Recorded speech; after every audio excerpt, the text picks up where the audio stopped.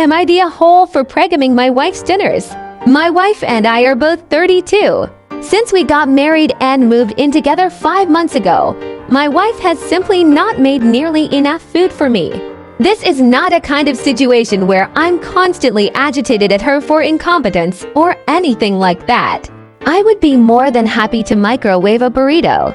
I would be more than happy to whip up a peanut butter and jelly sandwich. But I can't. My wife has, every single night of our marriage, done the same thing. She make me a tiny dinner. I'm talking like a Chinese chicken salad with 30 grams of chicken and 10 leaves of lettuce arranged fashionably with dressing. When I finish eating, I'm still hungry because for a 230-pound man who works a physical labor job, it's not enough food. At first, I tried to openly communicate with her, but she always took it horribly. She would adopt a 1,000-yard stare, and then begin talking about how incompetent she is and how she can't even make her husband a proper dinner. I tried to calm her down with, "Oh honey, that's not the case. I just eat too much, or don't worry about it. I can make a bit more." I tried to be overwhelmingly positive. It never helped. She would always just get incredibly disappointed in herself, cry, or take it out on me. Then she would make the same exact amount the following day. After the communication route failed, I tried to eat her dinners as is. It became hard to sleep at night due to hunger, and I lost 7 pounds in the first month. Eventually, I figured out my own system. On my way home from work, I started swinging by a fast food restaurant and getting myself a burger. I would basically pregame her meals with some more calories. I figured it was win-win, as what she doesn't know can't hurt her, and I could have my fill of food. I would eat on my way home, walk in the door, pick at the salad or quinoa or homemade mac and cheese she made, compliment her for her delicious cooking, and later dispose of the wrappers discreetly. 2 days ago, I was on my way home and in line at a drive-thru. My meal was coming out of the restaurant. She ran over and greeted me. I asked her in a humorous way not to tell her daughter where she saw me because she'd take it badly, and she agreed. But then she narsed on me anyway. I got home to a furious wife who demanded details. When I provided the truth, she got extremely angry and looked legitimately hurt. I'm not good at handling confrontation and feel like I betrayed my wife in some way. Was I wrong here? Am I the a-hole for ruining a funeral and potentially costing a lot of family members their jobs? My grandparents passed away recently. I followed the guidelines my grandma set up for her final event. Her church, her burial plot, her casket, and the same for my grandpa. I just didn't expect for it to be a joint funeral. I sent out the notifications to friends of theirs and family after the date was set in stone. Their friends all came, so did most of my grandma's church, but no family showed up. I wasn't surprised. I hadn't seen most of them in about 4 years. I had a great time with my grandparents' friends, and then I went back home and cried my heart out. I had been their sole caregiver, and I didn't know what to do without them. I had taken care of them for 15 years. It started with little things like lifting heavy things and escalated to needing to change the bed twice a night sometimes. I was empty and started to scroll through my grandpa's Facebook to see pictures he posted before his memory went. I found a group, started about 3 years ago, that was being flooded with activity. When I went poking around, I found out it was my mother who was hosting a funeral at her church and was trying to get final expenses taken care of. I was stunned. Here was the woman I hadn't spoken to since throwing her out of the house for stealing jewelry and upsetting Grandma terribly by using her Alzheimer's against her. How could you forget my birthday? You promised to give me this. I went to the funeral my mother had planned and listened to the pastor, and then my mother got up to talk. She told everyone how hard it was taking care of them, and something inside me roared to life. I don't remember everything I said, but it did include that she didn't pay for anything for them, not their caskets, not their burial plots, not their cremation, nothing. I told everyone I put them to rest at the funeral Grandma planned herself 4 days prior. I said she'd never paid for any of their care or even seen them for 4 years. I was asked to leave and drove home. Later, a cousin asked me if what I said was true, and when I said it was and I could provide proof, they explained my mother had been taking funds from the family for years to pay for their care at a facility because they had outlived their insurance policy.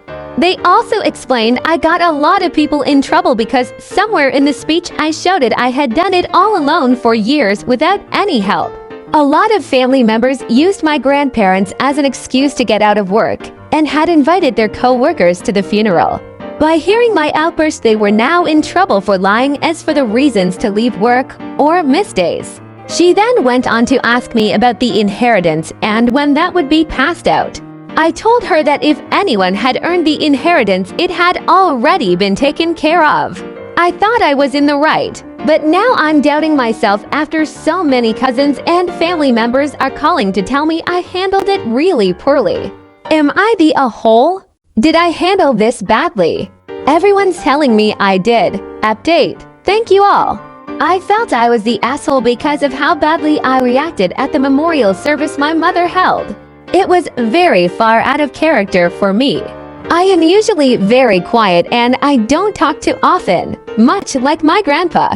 I screamed at them, I cried, I waved my arms and made an absolute spectacle of my grief. I feel so embarrassed by how I argued and carried on.